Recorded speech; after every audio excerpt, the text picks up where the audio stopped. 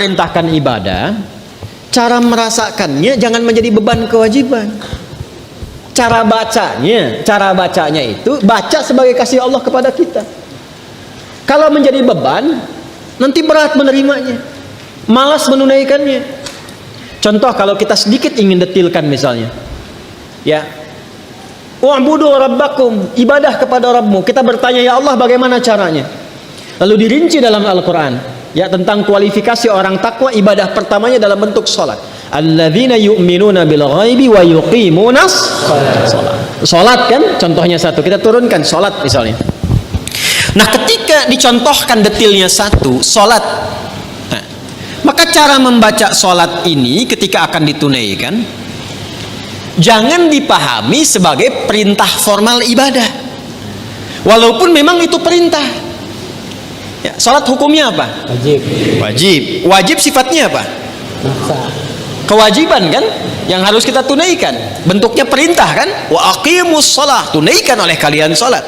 Perintah mengandung unsur wajib berarti harus dikerjakan kan. Nah perintah itu turun dasarnya sebagai kasih Allah. Jadi kalau perintah itu cuma bentuknya saja, formalnya untuk diberikan kepada kita, tapi di balik perintah itu yang harus kita rasakan dan tanamkan ke jiwa kita. Jadi ketika diperintahkan sholat, jangan lihat kewajibannya, karena nggak dilihat pun tetap wajib. Paham? Yang dirasakan itu maknanya, apa hikmahnya di balik ini. Karena itu ketika Nabi diutus pun bukan hanya menerangkan ini kerjakan, ini tinggalkan, tapi hikmahnya apa. Karena itu Nabi mengajarkan tentang hikmah, karena diperintahkan Quran. Ya, Quran surah kedua Al-Baqarah ayat 151. Gak apa-apa lompat sedikit, kita masih di ayat 21 ya. Kama arsalna fikum rasulan minkum yatlu alaikum ayatina wa yuzakkikum wa yuallimukumul kitaba wal hikmah wa yuallimukum ma lam takunu ta'lamun. Jadi ketika diterangkan kepada kita ibadah, kata Al-Quran ada perintahnya dulu, makanya ibadah yang ditanya perintahnya. Sebaliknya kalau urusan dunia, ya kan teman-teman sekalian, terkait dengan urusan dunia itu larangan yang dicarinya. Jadi kalau urusan ibadah jangan ditanya larangannya, karena sifatnya perintah. Ditanya dalil perintahnya apa. Saking sayangnya Allah, gak usah banyak-banyak, ini aja yang diperintahkan kerjakan. Jadi jangan tanya larangan. Kalau ditanya larangan gak akan ketemu dalilnya. Sholat subuh berapa rakaat? 2. Boleh nggak 3? Kan gak ada larangannya. Ada nggak larangan ditemukan sholat subuh 3 rakaat? Sampai kiamat kurang 2 hari nggak akan ditemukan, karena memang salah pendalaman. Kalau ibadah itu yang dicari perintahnya. Kalau ada perintah kerjakan, maka turun ayat sebagai dalil. Ya, konsepnya begitu. Kama arsalna fikum rasulan minkum yatlu alaikum ayatina. Turun ayat dari kami. Apa ayatnya? Dalilnya apa? Wa aqimus shalah. Baru kita sholat. Lihat prakteknya dari Nabi, contohnya bagaimana. Dibatasi, saking sayangnya Allah nggak usah banyak-banyak, tapi kalau kita ikuti dapat hasilnya. Nah sekarang bagaimana menjalaninya? Setelah turun ayatnya, belajar cara melakukannya, bahas juga hikmahnya supaya nikmat menjalani ibadahnya. Karena ketika ayat diturunkan, hikmah menyertainya. Itu permintaan turunnya hikmah itu sampai dimohonkan 2 orang Nabi dan Rasul, ayah dan anak, Nabi Ibrahim dan Nabi Ismail. Setelah tuntas alaihi wassalam meninggikan bangunan Ka'bah yang runtuh bagian atasnya di masa Nabi Nuh karena terkena banjir itu, tersisa pondasi. Masih ingat 2 tahun lalu saya terangkan, ya kan? Pondasi bahasa Arabnya kalau satu kaidah, kalau banyak jamak qawaid. Meninggikan bahasa Arabnya rafa'a yarfa'u, ya, yarfa'u. Ka'bah itu pertama kali ditetapkan oleh Allah sebagai kiblat manusia, disebut bait. Inna awwala baitin wudi'a linnas, bait, di Ali Imran ayat 96 itu. Di era Nabi Nuh alaihissalam terkena bagian banjir atasnya, tersisa pondasinya. Ka'bah ada berapa titiknya? 4 ya, kurang lebih gitu kan. Berarti setidaknya pondasinya ada berapa sudut? 4 bagian. Kalau 4 jama' atau tunggal? Jama'. Berarti harus bentuknya qawaid. Meninggikan tadi apa? Yarfa. Apa yang ditinggikan? Bait. Buka Al-Baqarah ayat 127. Paling kiri sebelah atas di mushaf. Wa idh yarfa'u Ibrahimul qawa'ida minal baiti wa Ismailu. Ada ayatnya? Wa idh yarfa'u Ibrahimul qawa'id minal bait wa Ismailu.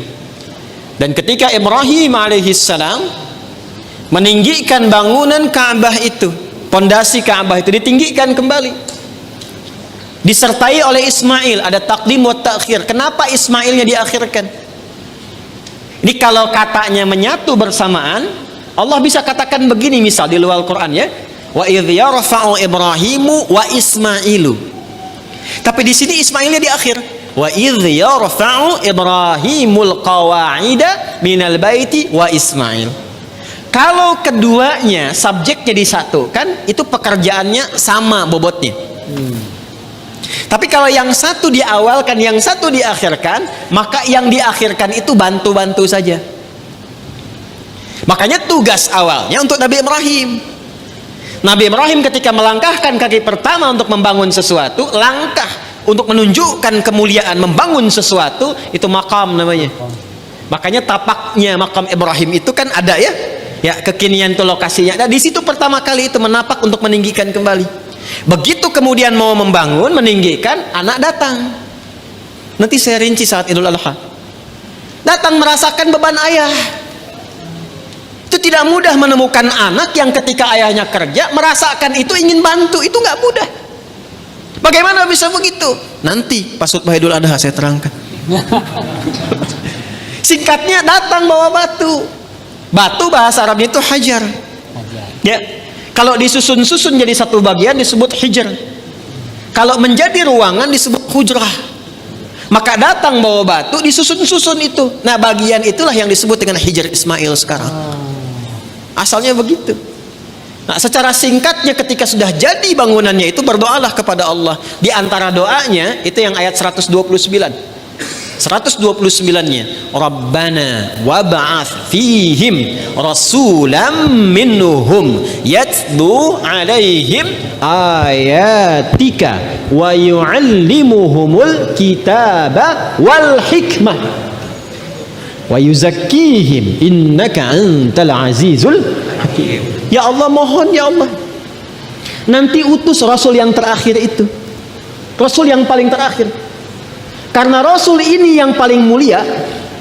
Ya, nanti setiap Nabi dan Rasul, nanti ketika masuk ke ayatnya kita akan bacakan. Itu semua Nabi dan Rasul bisa bertugas setelah mengambil komitmen perjanjian dengan Allah akan membantu risalah Nabi Muhammad SAW. Di risalah Nabi Muhammad itu sudah diviralkan di zaman setiap Rasul sebelum kedatangan Nabinya. Ya. Wa idh akhadallahu mitsaqan nabiyyina lama ataitukum min kitabi wa hikmati thumma ja'akum rasulun musaddiqun lima ma'akum la tu'minunna bihi wa la tansurunna qala aqrartum wa akhadhtum ala dhalikum isri qalu aqrarna qala fashhadu wa ana ma'akum asyahidin wa ana ma'akum minasyahidin. Jadi nggak mungkin ada Rasul bertugas kecuali dalam tugas itu ada komitmen untuk membantu, menerangkan dan menguatkan risalah Nabi Muhammad SAW yang akan bertugas kemudian. Nabi Ibrahim, Nabi Ismail, itu keduanya bermohon, ya Allah, karena ini Rasul yang paling mulia, maka mohon ya Allah lahirnya dekat tempat yang paling mulia. Mana tempat yang paling mulia di bumi? Makkah. Ka'bah. Di Makkah Al-Mukarramah. Karena itu satu-satunya Nabi yang lahir dekat Ka'bah itu cuma Nabi Muhammad SAW. Nabi Ismail dimakamkannya dekat situ, yang dekat sumur Zam-Zam itu. Ya. Tapi yang lahir di situ hanya Nabi Muhammad SAW. Yang sekarang jadi tempat maktabah qadimah itu. Ya, perpustakaan itu, ya, cuma sengaja disamarkan supaya menunjukkan kepada masyarakat itu, ya, tentang situs-situs yang benar, tapi tidak digunakan sebagai bagian dari penyembahan. Kadang nyampe sana ada yang salah kiblat, gitu. Salatnya ngadep ke situ, makanya dituliskan di situ pakai gambar-gambar dicoret begini. Nanti yang umrah saya terangkan beberapa bagiannya di mana lokasinya. Ya, nanti ada di situ dekat rumah Abu Jahal, ada di situ. Ya, rumah Sayyidah Khadijah. Nah, di tempat Nabi lahir itu ada keterangan di tembok sama gambar. Yang sujud dicoret, kan? Yang bawa macam-macam dicoret. Itu dituliskan pakai bahasa Arab, bahasa Inggris, bahasa Urdu, dan bahasa Indonesia. Artinya ada orang Indonesia yang ke situ juga kalau gitu. Dan jarak Nabi Muhammad SAW ke Nabi Ismail, Nabi Ibrahim itu bisa 29 sampai 30 generasi. Setiap generasinya bisa bertahun-tahun. Muhammad SAW bin Abdullah bin Abdul Muttalib bin Hashim bin Abdul Manaf bin Qusay bin Murrah bin Kilab bin Ka'ab bin Ghalib bin Fihir bin Malik bin Nadar bin Kinana bin Khuzaimah bin Mudrikah bin Ilyas bin Nizar bin Mudar bin Ma'ad bin Adnan bin Adri bin Adri bin Muqawwam bin Nahur bin Tarikh bin Ya'rub bin Yasjub bin Nabit bin Ismail alaihissalam bin Ibrahim alaihissalam. 29 sampai 30 generasi. Coba ulangi. Itu sudah minta, ya Allah, konstruksi risalah yang dibawa Nabi Muhammad itu kuatkan dengan ayat supaya jelas, kita tidak bingung kalau mau ibadah. Makanya orang Islam itu ibadahnya jelas. Ini kalau ditanya sholatnya bagaimana, ini perintah Allahnya, ini contoh Nabi hadisnya, terus itu bisa ditelusuri kebenarannya. Di Quran ada, di hadis tertuang, bisa dilacak lagi kebenarannya. Setelah itu bukan hanya cara dan ayatnya, hikmahnya pun ada. Karena itu yang pertama, membaca perintah pun pakai hikmah.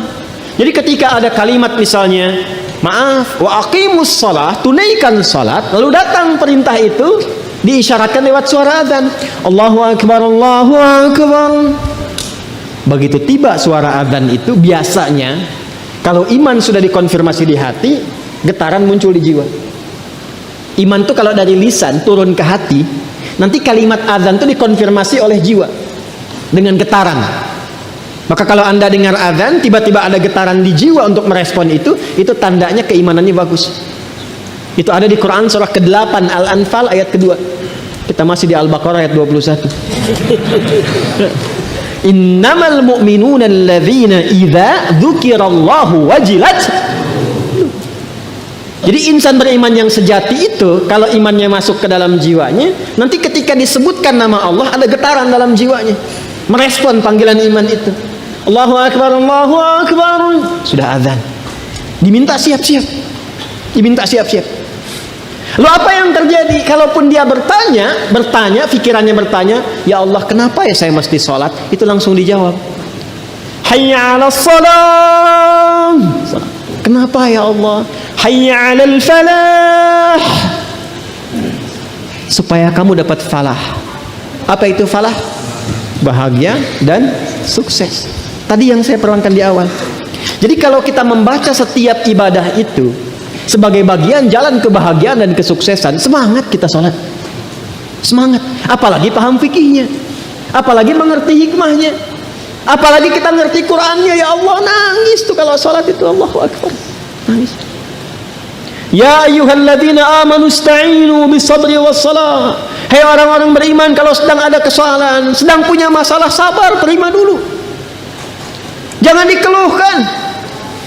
Karena masalah itu dihadirkan bukan untuk menjadikan dirimu bermasalah, supaya engkau meningkat kualitas, supaya kehidupanmu lebih baik lagi, supaya engkau makin teruji, makin kuat. Dan tidak mungkin kata Allah, aku menguji kecuali engkau sanggup mengatasinya. La yukallifullahu nafsan illa wus'aha. Apakah berhenti sampai situ? Tidak. Datang kepada aku, minta solusi lewat salat. Ya ayyuhalladzina amanu ista'inu bisabri wassalah. Kamu sabar, terima dulu. Saat sholat datang padaku, minta solusi. Jadi begitu dipanggil lewat sholat itu, ditunggu kita mau minta apa. Baru kita berdiri baca Al-Fatihah, baca iyyaka na'budu wa iyyaka nasta'in. Hadis qudsinya mengatakan hadza baini wa baina 'abdi wa li 'abdi ma sa'al. Ini perjanjian antara aku dengan hambaku. Kalau hambaku benar cara ibadahnya, apapun yang ia minta sekarang aku berikan sepanjang maslahat untuknya. Itu hadis qudsi. Ibadi khalaqtuka lil ibadati fala tal'ab wa qasamtu laka rizqaka fala tal'ab wa qasamtu laka rizqaka fala tat'ab. Hambaku, aku ciptakan kau itu untuk ibadah. Wa ma khalaqtul jinna wal insa illa liya'budun. Aku ciptakan kau untuk ibadah. Artinya kita dicipta ini memang supaya bahagia, karena ibadah itu pengantar kebahagiaan. Kita itu tercipta untuk senang, saking sayangnya Allah kepada kita. Kehidupan rumah tangga itu menyenangkan, kerja itu membahagiakan. Ini kalau kita larut dalam kesedihan, berarti ada sesuatu yang tidak berjalan dalam kehidupan kita itu. Wa qasamtu laka rizqaka fala tat'an. Kamu aku ciptakan untuk ibadah, jangan banyak mainnya, kata Allah. Kalau kamu benar ibadahnya, jangan khawatir tentang rizki. Aku bagi dan aku percepat. Engkau gak usah lelah mendapatinya. Itulah ibadah. Kurang apa Allah di situ? Dan itu dibuka untuk semua hambanya gitu. Itu yang luar biasa. Dan itu berjalan di setiap kesempatan generasi. Dari generasi awal loh, sampai ke kita, sampai kehidupan berakhir. Kurang sayang apa Allah?